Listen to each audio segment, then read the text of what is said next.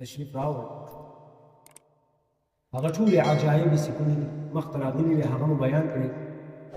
اخري ځای دې ته راورسېدو چې رسول الله صلی الله علیه وسلم باندې خپل نیکه نوم د محمد کښېښود، عبدالمطلب محمد.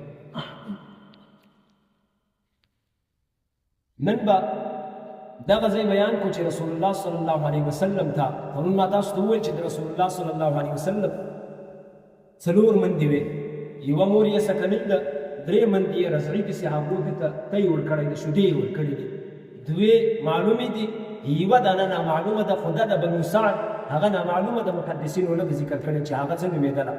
سکنۍ مور یې حضرت آمنه ده، دا نورې دوې چې کومې معلومې دي، یوه حلیمه سعدیه رضی الله عنها ده، یوه حضرت ثویبه رضی الله عنها ده چې د ابولهب منځه. اوس به دا ځای ووایو چې رسول الله صلی الله علیه وسلم ته حلیمې رضی الله عنها شیدې ولې ورکړې؟ ولې د خپلې مور په تور کې شیدې نه وې؟ که څنګه؟ که څه وجه وله چې حلیمې له ځان سره یوړې او هلته یې دته شیدې ورکولې؟ اصلي وجه او لامل دا ده چې په عربو کې دا دستور او دا قانون او دا رواج و چې کله به په دوی کې یو کوچنی ماشوم پیدا سو نو به یې هغه له دا مکې مکرمې څخه له دا ښاره څخه ولېږئ دښتو د صحراو. د دې لپاره یې لېږئ چې دا د صحراو آب و هوا چې کومه ده هغه یې ووایي نو دی به ښه مضبوطه کوچنۍ سي، له اوله سره به مضبوطه وي. او د صحرا د خلکو عربي ډېره واضحه او فصیحه عربي وله چې دوی هلته دا فصیحه عربي زده کړي. نجیبه یو ګیلاس اوبه خوراک خو وخت تېرېږي، د رسول الله صلی الله علیه وسلم څلرمه ده یا پنځمه ده چې دی پیدا سوی ده، د بنو سعد له قبیلې څخه ښځې را روانې سوې، راځي مکې مکرمې ته، له مکې څخه کوچنیان له ځان سره وړي، هغو کوچنیانو ته تی ورکوي، د دغه تی په مقابل کې حق الخدمت غواړي، د دغه کوچني له پلار څخه حق الخدمت چې څونه ته یې ورکړی دی د هغه په مقابل کې پیسې ځینې غواړي. دا ښځې رالې هر څونه وګرځېدې هر یوې خپل خپل ماشوم پیدا کړی. رسول الله صلی الله علیه وسلم ټولو ښځو ته ورښکاره کړل چې دغه کوچنی د هغه یوه چې غواړي هغه د ځان سره یوسي. اوس دا به معلومه شوه چې محمد یتیم ده، هېڅ چا نه اخیستی، ځکه چې یتیم ده نو پلار یې نشته، موږ ته به حق الخدمت څوک راکړي؟ ابدن به څوک راکړي، پیسې به څوک راکړي د دا شیدو؟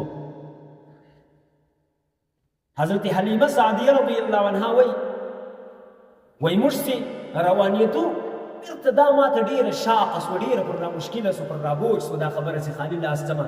نو مې خپل خاوند ته وویله، ما ورته دغه کوچنی چې کوم ده دا پاتې دا یتیم ده دا به راسره واخلو، کېدای شي په دې کې به موږ لره یو برکت وي. وایي خاوند هم راته ویل نه علیک، هېڅ حرج نشته در باندې ورسره وایه، ښایي چې موږ ته به الله تعالی په دغه کوچني کې یو برکت یېښي او برکت ته یې راسئ. ګورئ حضرت حلیمه سعدیه رضی الله عنها وایي موږ چې کله له خپل ځایه د قبیله بنو سعد چې کوم کلی ده له دغه کلي چې روانېدو، له ما سره یوه دغه ډنګره خره ده، پر هغې باندې زه سپری، یو کوچنی ماشوم مې بل هم پتي ده، یوه دانه ډنګره وښه را سره ده، پر لارې باندې قافله روانه ده. د دا قافلې څخه موږ ډېر وارې شاته پاتې شو، ځکه چې دا زما خره ډېره سوکه وه، کمزورې وه ډېر. دا ښځو به خوشکې راته وکړل، حلیمې ته ولې چسپان دنګ راځې؟ وخت دا راغی چې قافلې موږ پرېښول، دوی مخ موږ یې پر لارې یوازې پرېښول. دلته چې راورسېدو محمد چې مې کله راپورته کوي سیده مې سینې ته یوړی. حلیمه سعدیه رضی الله عنها وایي یو روایت کې راځي دا وایي ما ته محمد ډېر خوند راکوي. په څه وجه باندې؟ هر وارې چې به زه پر دا کوچنیانو باندې ور روان وم، دلته چې به ور ورسېدم دا کپړه چې به مې له مخه ځین پورته کړه، د درو یا د څلورو شپو کوچنی ده، ما ته بې وخندل، ما ته یې ډېر خوند راکړ. خو خیر سړي سره مې مشوره وکړله، هغه راته وویل چې محمد راواخله. محمد چې مې راواخیستی وایي چې څنګه مې سینې ته کوي، دې ته مې واچوئ، تیان مې دواړه راډک شو له شیدو څخه. محمد هم موړ سو، بل ورور چې کوم رضعي ورور و زما په تي باندې هغه هم موړ سولو، له دې خوا چې موږ پر خره باندې سپاره سولو، خره د هاخوا سوکه را روانه وه، له دې خوا داسې روانه ده لکه بجلي. تر دا ټولې قافلې موږ تېر سو. هغه نورې ښځې راته وایي حلیمې څه کیسه ده، څه ناولده کیسه ده چې دغه له هغه خوا ته موږ شاته وي او له دې خوا همدا اوس هغه خره ده که بله یې وله؟ وایي ما ورته ویل چې هغه خره ده. دلته مې خپل سړي ته وویله ما کمان ټول په دغه کوچني کې ده، او وښه چې کومه وله په هغه وښه باندې زموږ ګزاره وله، ډېرې شپې داسې رالې چې موږ به وږې تږې ویده سولو، ځکه چې شیدې نه پیدا کېدلې. له دې خوا چې ولاړو د دغه شپه مې دا هلته په مکه مکرمه کې وکړله، په دا شپه په دا سهار چې مې وښول وسله شیدې یې موږ ته راکړلې، موږ هغه شیدې وڅښلې، د غوښې تیان بیا هم نه دي خالص. ولاړو خپل کلي ته.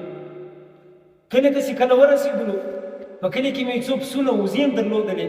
هغه وزې چې موږ کور ته ورننوتو، د دا وزو تی په خپله له شیدو څه ډک سو، نه خوراک شته نه څښاک شته، وزو ته مې شی هم نه ده ورکړی. زما او ستا د وزو شیدې دغې نه ډکېږي، خامخا یې شی خوراک ورکوو، یو ټشکه ورکوو یا غنم ورکوو یا وربسې ورکوو یا پروړ ورکوو، بیا د دې څه په توکې شیدې پیدا کېږي. لیکن حلیمه وایي زما وزې چې کله ولاړ وې د ټولو تی ډک سو. هر ورځ چې دا زما پسونه ووځي د باندې، له هغه راسي تی یې ډکي. دا ټول کلي کست را باندې شروع سو، ضد یې را باندې شروع سو. دا ټول کلیوال خپلو شپنیانو ته وایي تاسو دا خپل پسونه چې کوم دي هغه ضد یې بیا یاست په کوم ځای کې چې حلیمه خپل پسونه ګوري. هلته زما په خیال واښه دي چې د حلیمې پسونه لا خوا په ډکو توره روان دي او زموږ پسونه هغه رقم ډنګر او خالي تېر دي. هر څونه چې دوی خپل پسونه زما له پسو سره یو ځای کړل، د دوی پسو هېڅ ګټه نه کوله. وخت تېرېږي، 2 کاله یې مسلسل د رسول الله صلی الله علیه وسلم کفالت وکړ. نبي علیه الصلاة والسلام ته دې شیدې ورکړې، ته یې ورکړ. 2 کاله چې کله پوره سو، دې بېرته محمد راواخیستی، راروانه سو مکې مکرمې ته راله. حضرت آمنې رضی الله عنها ته یې کښېږده. زړه یې نه غوښتو چې له ځانه یې بېل کړي. دلته یو بانه مور پیدا سوله. هغه بانه دا وه چې په مکه مکرمه کې په دغو شپو کې یو وبا چلېدله، یو مرض ګرځېدی.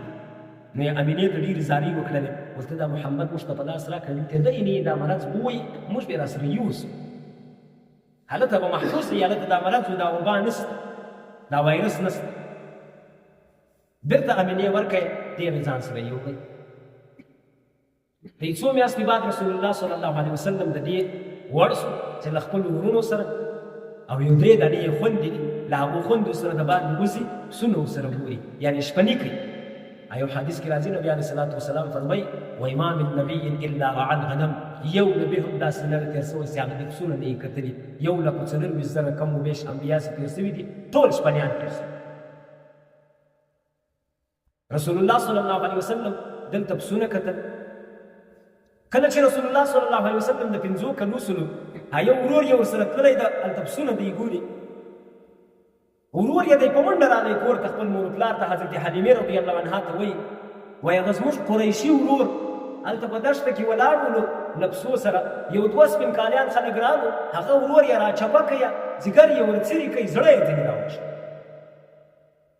حلیمه سعدیه رضی الله عنها په منډه ورته راغله سره د خپل خاوند چې ورته راغلو، دوی وایي موږ چې راورسېدو محمد هغه طرف ته داسې ولاړ ده، رنګ یې دی تک ژړ سوی، لکه ډېر سخت وام سره باندې تېر سوی.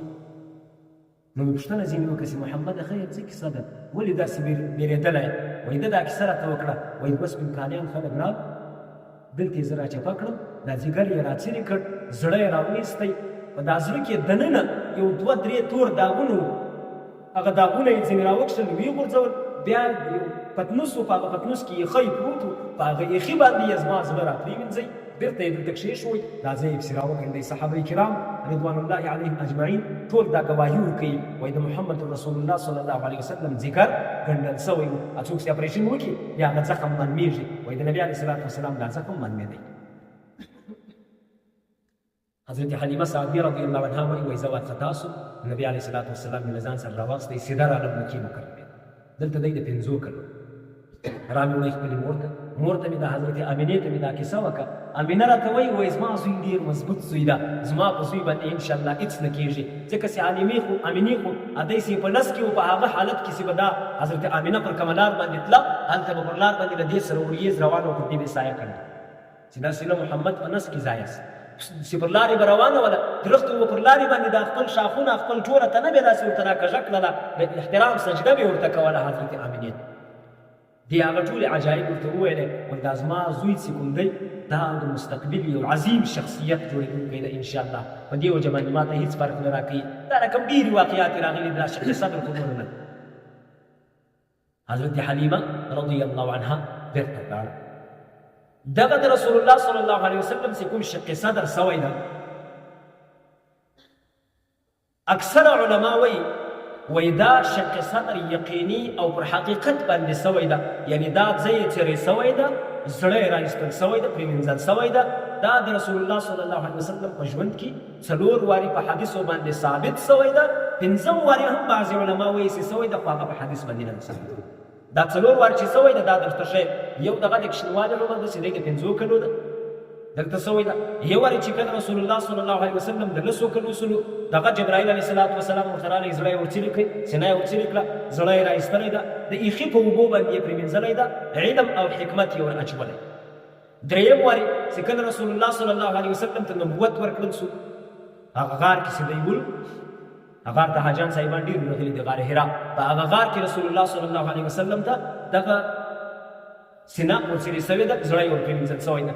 څلورم وارې چې کله رسول الله صلی الله علیه وسلم د ام هاني رضی الله عنها په سرای کې پروت په خونه کې ویده ولو، دا چت پټاو سو، حضرت جبرائیل علیه السلام ورته راشوسلو، نبي علیه السلام یې له دغه ځای واخیستی، حرم ته یې یوړی. په حرم کې چې د کعبې معظمې پر څنګ باندې حتیم ده، الله تعالی دې زموږ او تاسو ټولو نصیبه وکړي دا حتیم به بیا هلته وویني، بیا به ووایه چې هغه حتیم ده. داسې کوچنی دیوال پر کعبه معظمه باندې داسې راګرځېدلی ده، په هغه حتیم کې یې پرېیستی، په دغه ځای کې یې ځیګر ورڅلي کړ، زړه یې راویستی، د زمزم په اوبو باندې یې ورپرېمینځی، له هاخوا څه د یو د سونې د سرو زرو پتنوس را روان، په هغه کې ایمان او حکمت پراته، هغه یې د نبي علیه السلام وسلط ور واچوي. دا 4 وارې په حدیثو باندې ثابت شق صدر سوی ده. یو وارې چې په حدیثو باندې نه ده ثابت، خو بعضې علما وایي نبي علیه السلام چې کله د 100 کلو ولو د شق صدر بیا وسو، خو دا خبره په حدیثو باندې نه ده ثابت. له شق صدر سره سره یوه خبره بله یاد وساتئ، د رسول الله صلی الله علیه وسلم د وژو په مابین کې د زړه و طرف ته، داسې د زړه و طرف ته نږدې، زړه چپه طرف ته دلته پروت ده، دلته و دغه طرف ته نږدې یو مهر هم لګېدلی ده، د نبوت مهر ده. هغه مهر کې اختلاف د علماو ده. بعضې علما وایي دا پیدایشي لګېدلی ده، نبي علیه السلام چې پیدا سو پر دا ملا باندې یې دا مهر لګېدلی. بعضې وایي نه، چې هر وارې به د نبي علیه السلام شق صدر کېدی، دا مهر ورباندې لګېدی، چې دلته دې ځیګر څیرې کړی، د شا لخوا دې هلته مهر ورباندې ولګوئ، یعنې څو وارې؟ 4 وارې مهر ورباندې لګېدل سوی ده. خو دا لرې خبره نه ده. مولانا ادریس کاندهلوي صاحب رحمه الله د دغو تطبیق داسې ورکړی ده، وایي ښایي چې د رسول الله صلی الله علیه وسلم دغه مهر پیدایشي چې دی پیدا سوی ده، دا مهر د نبوت د ده پر ملا باندې لګېدلی ده، چې کله د ده شق صدر د 15 کاله عمر په وخت کې کېدی، هغه مهر به کېدی چې څه زوړ سوی و، نو جبرائیل علیه السلام بېرته نوی کړی. بیا چې د 10 کاله عمر کې د ده بیا شق صدر کېدی، هغه مهر بیا زوړ سوی و، بیا یې نوی کړی. بیا چې کله دی د 40 کلو نبوت ورکول کېدی، بیا یې هغه مهر نوی کړی ده، د معراج په شپه باندې بیا دغه مهر، او دا مهر صحابه کرام رضوان الله علیهم اجمعین په خپلو سترګو باندې لیدلی ده چې د نبي علیه السلام پر شا باندې لګېدلی ده. آخري خبره کومه، حکمت درته ښیم، نور هېڅ نه وایم، انشاءالله خبره ته اختتامي ټکی ږدم. 2 خبرې. یوه خبره دا ده، ما تاسو ته وویل چې د رسول الله صلی الله علیه وسلم زړه اول وارې په څه شي پرېمینځل سو؟ په یخي باندې پرېمینځل سو. یوه دا وه. دوم خبره د ده مهر په اړه باندې کوم چې رسول الله صلی الله علیه وسلم پر ملا باندې دا مهر ولې لګېدلی ده. اوله خبره وه چې د نبي علیه السلام زړه په یخي باندې په دې وجه باندې پرېمینځل سو چې هلته د نبي علیه السلام زړه چې یې راویستی، دا خبره ما درته وکړم، له زړه څه دننه یو 2 3 4 شني تور داغونه یو راویستو، جبرائیل علیه السلام ځینې وغورځول. هغه جبرائیل علیه السلام دا خبره وکړه، وایي دا د شیطان حصه ده، هغه یې ځینې ویستی، یعنې د نبي علیه السلام زړه یې له شیطانه څه چیش کوي، محفوظ کوي. دا یو. د یخي په اوبو باندې یې په دې وجه وپرېمینځئ چې دا د انسان زړه مایل کېږي د ګناه طرف ته، د ګناه طرف ته اول ور د انسان زړه وړي، بیا یې جوارح او اعضا ورځي، چې زړه نسي ولاړ، جوارح نه ورځي. هغه زړه چې کوم ده د ګناه طرف ته ځي، د ګناه په مزاج کې ګرمي پرته ده، ګناه چې کومه ده ګرمه ده. نو دلته د یخي په اوبو باندې چې یې زړه ورپرېمینځئ، په دې وجه ورپرېمینځئ چې د ده زړه یخ سي، چې کله یې زړه یخ سو، بیا دا ګناه ته نه مایله کېږي، بیا د دغه زړه بالکل په تصور کې هم دا نه راځي چې یو ګناه ته دې ولاړ سي. د ګناه مقابله په یخي باندې وکړه، دا یوه. او دویم چې کوم مهر لګېدلی ده، دا ولې لګېدلی ده؟ د دې 2 وجې علماو لیکلي دي. یوه وجه دا ده چې پر انسان باندې هر کله شیطان حمله کوي، پر زړه باندې چې حمله کوي، د شا لخوا حمله ورباندې کوي. دلته درته چپه ولې لاندې زړه ده، مخته که راسو دا انسان چې کومه تی ده، د دغه ترې ګوتې لاندې چپ طرف ته دلته د انسان زړه له هغه خوا څه شیطان ډېره اسانه حمله کوي د انسان پر زړه باندې نو هلته یې مهر ورباندې ولګوئ هغه خلک چې کومه لار وه هغه لار یې ور وتړئ چې هر کله به پخوانو باچهانو چاته یو تحفه ورلېږله یو څه روپۍ به یا یو شی به ورلېږئ په تیړۍ کې بیا واچول پر هغه تیړۍ باندې به خپل مهر ولګوئ د دې مهر مقصد دا و چې دا محفوظه سو د دې څه یوه روپۍ هم بارانسي پکښه دی ځکه چې کې وکړي هغه مهر خرابېږي نو دلته مهر ورباندې ولګېدی د شیطان لار بنده سوه یوه وجه دا ده دویمه وجه علماو دا لیکلې ده چې پر نبي علیه صلات وسلام باندې دلته نبوت ختم سو دا د داسې کوم مهر لګېدلی ده دا د ختم نبوت مهر لګېدلی ده چې له ده وروسته بل نبي نه ده راتلونکی نبوت چې کومه سلسله را روانه و را روانه و را روانه ده هغه فارم چې کوم را روان یا هغه کومه رجسټر را روان هغه رجسټر کې اخري نوم د نبي علیه صلات وسلام ولیکل سو رجسټر بند سو پر هغه باندې مهر ولګېدی چې د نبوت سلسله ته پای ته ورسېده د نبي علیه صلات وسلام وروسته بل نبي نه دی یو حدیث کې راځي نبي علیه صلات وسلام خپله وایي انا خاتم النبیین لا نبی بعدي زه خاتم د نبیانو خاتم علماو په دوه معنا واخیسته د یوه دغه معنا ده چې زه اخري د نبیانو یم بله دا معنا ده چې زه مهر د نبیانو نبوت چې ختم سوی زه خپله مهر د نبیانو یم پر نبیانو باندې زه مهر لګېدلی یم بس نبوت پر ما باندې ختم سو یو بل حدیث کې وایي لو کان بعدي نبیا کله ما وروسته نبي وایي لکان عمر نو عمر بن الخطاب رضی الله عنه نبي وایي چې هغه نه د نبي نو له عمر وروسته یو نبي هم بیا نسته زده کېږي مو انشاءالله